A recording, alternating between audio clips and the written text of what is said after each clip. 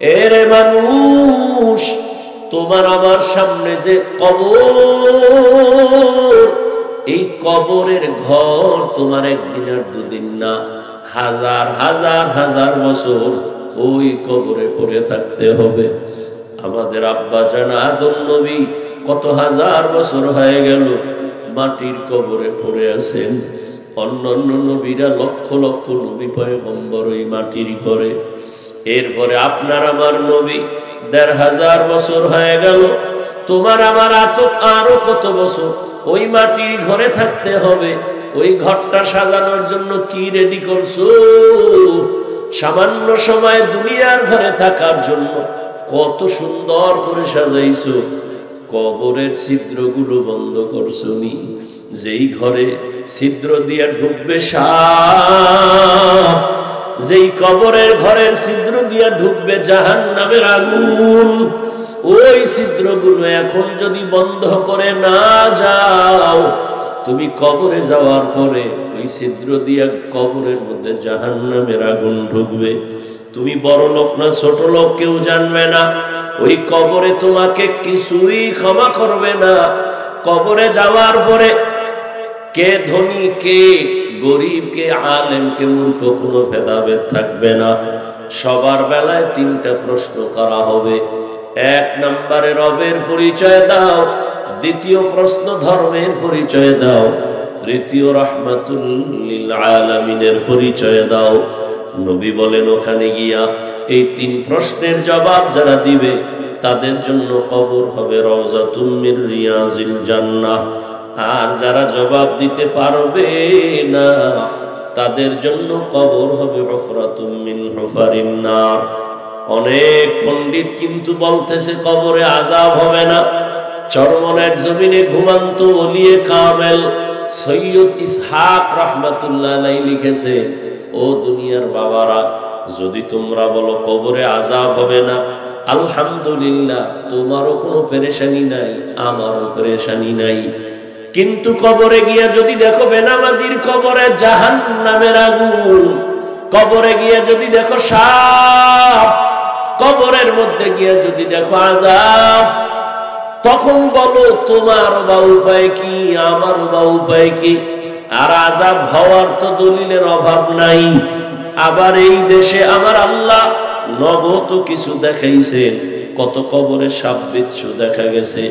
আবার কত কবরে ৩০ বছর পর্যন্ত লাশটা কাফন সহ তাজা, সাদা কাফনে একটা দাগও লাগে নাই।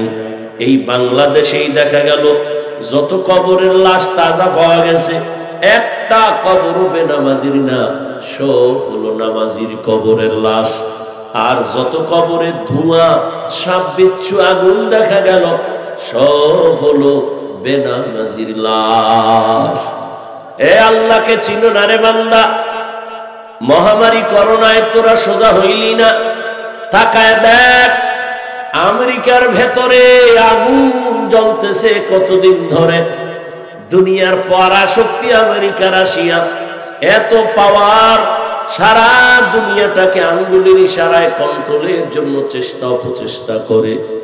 কিন্তু দুনিয়ার সব দিকে আঙ্গুল তুলতে পারে, কিন্তু টর্নাডোর যে আগুন জ্বলতেছে, শত হাজার বাড়ি ঘর ধ্বংস হয়ে যাচ্ছে। সব দুনিয়ার দামি দামি সব কোটিপতির বাড়ি ঘর সেখানে ধ্বংসের স্তূপে পরিণত হয়ে যাচ্ছে। এত তাদের শক্তি প্রয়োগ করতেছে, এখনো পর্যন্ত আগুন পারছে নিবাইতে? এখনো পর্যন্ত আগুন নিবাতে পারে নাই। দেখেন না এগুলো? এরপরও চিনো না যে আমার আল্লাহ কত ভয়ঙ্কর? আমার আল্লাহর জাহান্নামের আগুন আরো কত ভয়ঙ্কর হবে। দুনিয়ার আগুন থেকে ৭০ গুণ জাহান্নামের আগুনের তাপ হবে বেশি। জাহান্নামীদের আগুন ৫০০ বছর দূরের থেকে তাপ লাগবে, চামড়াগুলো খসে খসে পড়ে যাবে।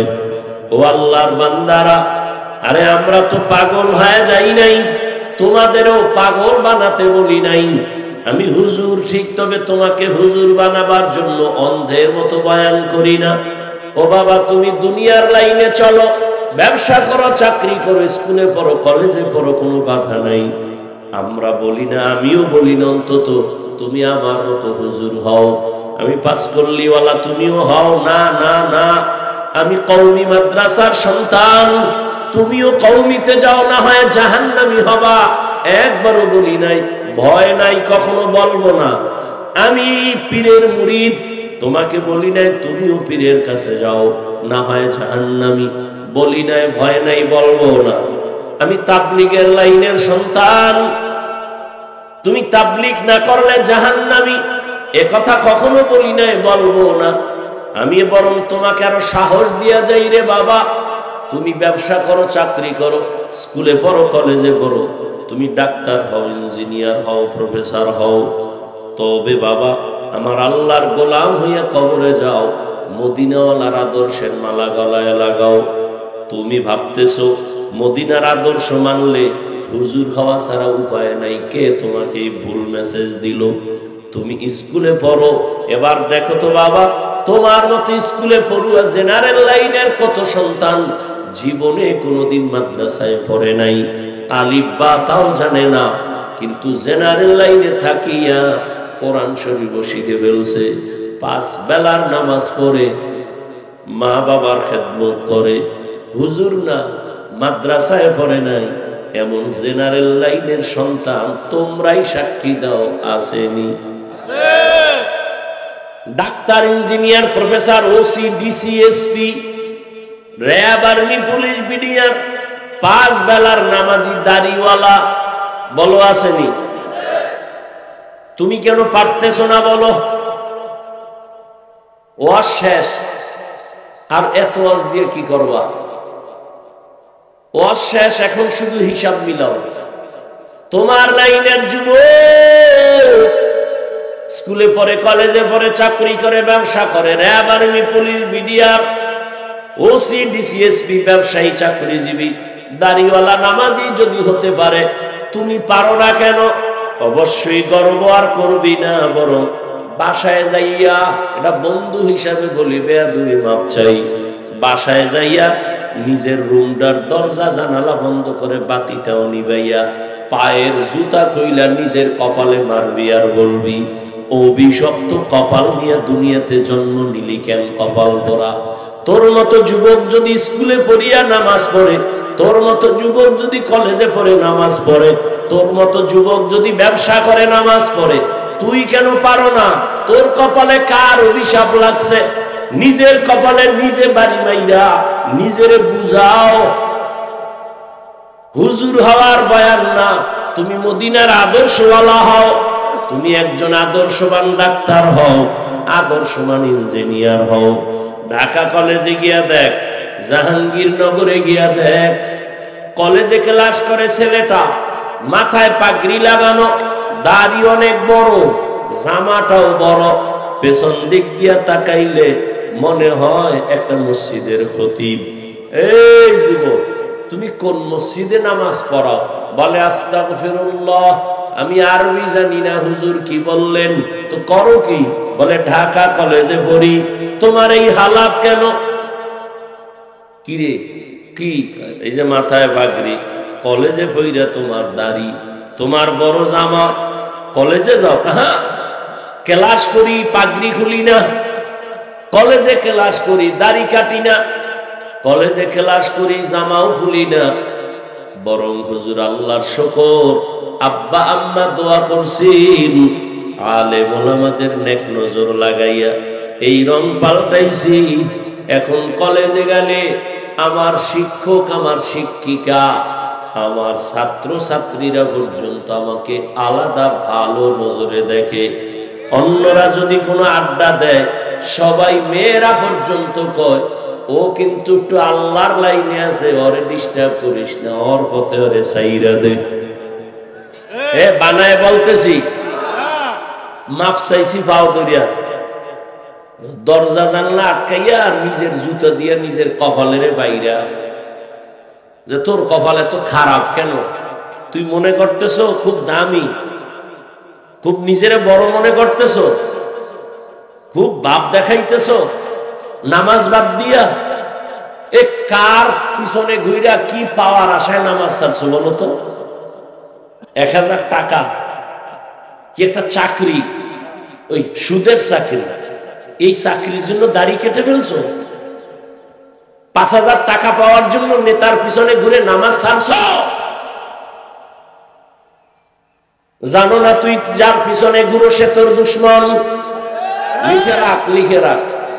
স্বার্থে আঘাত লাগলে দল থেকেই নাম কাটবে না, লিখে রাখ, তোর কল্লা কেটে ফেলবে। সোনার বাংলার রাজনীতি এখনো টের পাও নাই? স্বার্থে আঘাত লাগলে শুধু দল থেকে নাম কাটে না, কল্লা কেটে দেয়। এখানে তো অনেক আলেম ওলামা আছে, মাঠেও আছে। আমার কথা যদি খালি কোরআন হাদিস না, তোর যুক্তির বাইরে হয়ে দাঁড়া। কোরআন হাদিসের বাইরে হইলে তো জুতা লবি, তো কোরআন হাদিসের বাইরে তো না, আলহামদুলিল্লাহ। বাকি তোর যুক্তির বাইরে হয় কিনা সেটা বল, আমি ফিরে আসবো আমার কথা থেকে।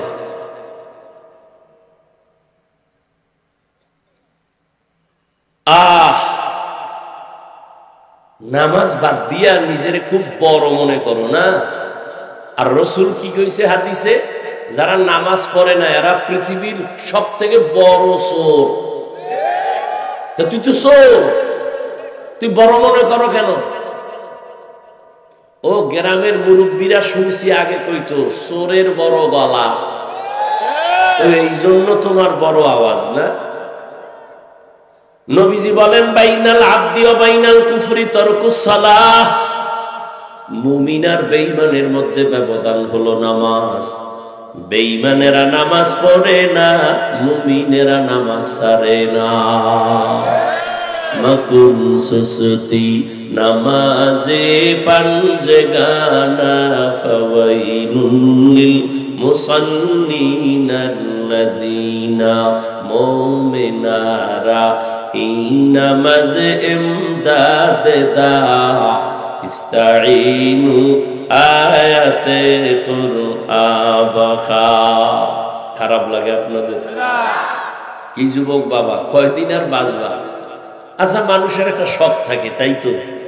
দাড়ি কাটার মধ্যে জানি কি স্বাদ, নাচ গান দেখলে জানি কি মজা। এই অবস্থা কিন্তু আমার অন্তরও আছে, আমিও আমার অন্তরও কিন্তু এই তোর মধ্যে গুনার আকর্ষণ আছে, আমাদের মধ্যে নাই, বরং আরো বেশি। আমারও মাঝে মাঝে নফস তো ভিতরে আছে, প্রত্যেকটা মানুষেরই কিন্তু আঘাত করে। চল চল নাচ গান দেখ, মোবাইলটা খুলে দেখ, নারীদের নাচ গানে কি মজা। হ্যাঁ, এত নারীর মধ্যে মজা না হইলে বিশ্ব সুন্দরী খুঁজে পায় কেমনে? বিশ্ব সুন্দরী খুঁজে পাইছে কই? ওর বাড়ি গেছে, হুজুরে ইউটিউবে ঢুকা খুঁজতে খুঁজতে খুঁজতে খুঁজতে জাহান্নামের 7টা রাস্তায় দৌড়েছে। দৌড়াইয়া এক রাস্তায় দেখে পৃথিবীর সেই সুন্দরী নারী বয়া রয়েছে, এর সাথে মোটামুটি মোলাকাত করছে ভাবের মতো অন্তরে অন্তরে কইরা, এর ইচ্ছা রকম অন্তরের জিনার মধ্যে ঢুকাইছে। ঢুকাইয়ে এটারে পুরা হৃদয়ে ঢুকানোর পরে না এবার কইছে যে তোমরাও দেখো। আল্লাহ হেদায়াত দান করুন, আল্লাহ হেদায়াত দান করুন, আল্লাহ হেদায়াত দান করুন। আল্লাহ সবার আগে আমাকে হেদায়াত দান করুন। এরে আল্লাহর বান্দারা, কোথায় আমল, কোথায় আখলাক, কোথায় চরিত্র? ও আমার যুবক বাবা, আমি যে এতক্ষণ কত কষ্ট করে কথা বলতেছি সেটা তো আমি বুঝতেছি, আমার কত অসুস্থতার মাঝে। এরপরও কথাগুলো বলতেছি কাউকে আঘাত করার জন্য না, জাহান্নাম থেকে বাঁচাবার জন্য। দুনিয়া কিছুই না রে বাবা। যুবক, কয়েকদিন তোমার হায়াত, মনে চাইছে পার্কে যাবি, দৌড় দিছ, যে বাধা দিছে তারে মনে করছো সে তোর জীবনের দুশ্মন, ঠিক নি? মনে চাইছে তুই মাইয়াদের নাচ গান দেখবি, দৌড় দিছ, কেউ বাধা দিছে মনে করেছো দুশ্মন। মনে চাইছে নামাজ পড়বি না, পড়ো নাই। মনে চাইছে দাড়ি কাটবি, সাথে সাথে কেটে ফেলেছো। এখনো কি সব মিটে নাই? আর কতদিন পার্কে গেলে তোর আশা পূরণ হবে, তারপরে তওবা করবি বল। ও আমার কলিজার যুবক বাবারা, জীবনে তো কম নামাজ ছাড়ো নাই, আর কতদিন নামাজ বাদ দিলে তোমার মনের আশা পূরণ হবে, তারপরে তওবা করবা বলো। জীবনে তো কম দাড়ি কাটো নাই, আর কতদিন দাড়ি কাটলে তোমার মনের আশা পূরণ হবে, তারপরে তুমি তওবা করবা বলো। জীবনে তো মাইয়ার চরিত্রের উপরে হামলা কম করো নাই। মনে রাখিস যুবকেরা, লিখেও রাখিস, মোবাইলে না, তা পেনা করবি, পেস্টুন 200-250-300 টাকা নিবে, 2 ফিট 3 ফিটের একটা পেনা করবি, আর ওটাই লেখা ঘরে টানায় রাখবি, পারলে বাদাই করে ভালো করে লিখে রাখবি। তুই যদি কারো স্ত্রীর দিকে খারাপ নজর দাও, লিখে রাখবি তোর স্ত্রীর দিকে অন্য খারাপ নজর দিবে। বেয়াদবি ক্ষমা চাই, রাগ করিও না রে বাবা। ও যুবকেরা, ও বৃদ্ধ বাবাজিরা, তুমি যদি অন্যের মাইয়ার দিকে খারাপ দৃষ্টিতে তাকাও, তোমার মাইয়ার দিকে অন্যেরা খারাপ দৃষ্টি দিবে, মনে রাখিও, মনে রাখো, এর ঔষধ এইটাই। তুমি যদি কারো কন্যার দিকে খারাপ দৃষ্টিতে তাকাও, তোমার কন্যার দিকে খারাপ দৃষ্টি লাগাবে। তুমি যদি কারো চরিত্র নষ্ট করো, তোমার আন্ডারে যারা আছে এদের চরিত্র আর একজন নষ্ট করে ফেলবে, তোমার অজান্তেই হয়ে যাবে। অনুরোধ করে বলছি, এখনো তওবা করে নেও। জীবনে তো কম নামাজ ছাড়লা না, আরো কি শখ আছে ছাড়ার? এখন একটু ফিরা যাও। আমগো শখ আছে, আমরা তো একবারও শখ মিটাইতে পারলাম না, পার্কে যাইতে পারলাম না। অন্তরের শয়তান আমারে ধাক্কা দিছিল দাড়ি কাটার জন্য, আমরা তো একবারও শখ মিটাই নাই, বরং আগেই দরজা তালা লাগাইছি। এরপরও ধাক্কা, এজন্য দোয়া চাই সবার কাছে, আল্লাহ মাফ করেন, আমরা গুনাহ থেকে যেন বাঁচতে পারি। এমন একটা মুনাজাত নাই যে বলি না, আল্লাহ মোবাইলের গুনাহ থেকে বাঁচাও, মোবাইলের গুনাহ থেকে বাঁচাও। কারণ এই মোবাইলের দ্বারা এক বাড়ির মধ্যে এক ঘরে কয় রুম? এই আপনারা বাড়ি ঘরে যারা থাকেন, রুম আছে না আলাদা? এক রুমে মা বাবা, এক রুমে মাইয়া, আর এক রুমে ছেলে। সব রুমে রুমে মোবাইলে চলে সারা রাত, জেনা, চোখের জেনা, কানের জেনা, জবানের জেনা, সারা রাত পুরা ঘরের মধ্যে চলে জেনা। মোবাইল নিয়ে ঝগড়া, স্বামী স্ত্রীর সাথে মিল নাই, মোবাইলের জিনা চলে। উচিত তো আল্লাহর আইনে ঠাডা ভইরা তোর ঘর শেষ হওয়ার দরকার ছিল। মুহাম্মদের উম্মত হওয়ার কারণে আল্লাহ এখনো তোরে বাঁচায়া রাখছে। মুহাম্মদের উম্মতের আল্লাহ এরকম বেইজ্জতি করবেন না, আল্লাহ আদা করছেন। কারণ আল্লাহ তো আমার নবীরে বেশি মায়া করেন।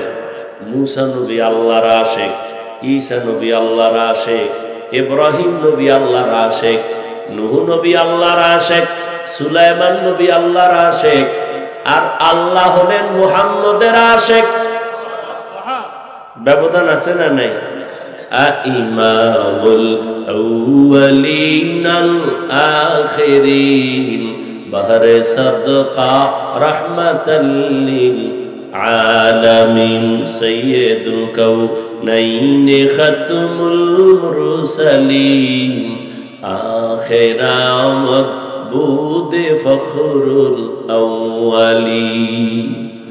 আর কয়দিন দাড়ি কাটলে তোমার আশা মিটবে, তারপরে তওবা করবা। এবং এই কথাটাও আমাকে বলো যুবকেরা, তোমার হায়াতের বাকি আছে কতদিন? 20 বছর। শুনে রাখ, চোখের সামনে দেখলাম শুধু ইদানিং কালে যুবক যুবক সুস্থ এবং যুবকের লাশ। অসুস্থরা কম মরে ইদানিং কালে। ডাক্তার বলছে অসুস্থ রোগীর কোনো চিকিৎসা নাই, যা মনে চায় খাওয়াও। সেই অসুস্থ রোগীটা লাঠি হাতে নিয়ে কোনো হাতে, সুস্থতার সামনে মানুষটা মরে গেছে চোখের সামনে। করোনার ভিতরে নজর কর, যুবকের লাশ, যুবকের লাশ, যুবকের লাশ। ছাত্র জনতার বৈষম্য বিরোধী আন্দোলনে যুবকের লাশ আর লাশ, ডেঙ্গুর ভেতরে যুবকের লাশ, পানির নিচে যুবকের লাশ, গাড়ির নিচে যুবকের লাশ, ঘুমের বিছানায় যুবকের লাশ।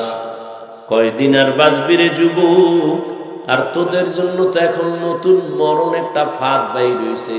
নতুন মরণ ফাঁদের নাম বাইক। কি কয় তোমার এলাকায়? কি কয়? Motor cycle, Honda. এটা হলো নতুন এক মরণ ফাঁদের নাম।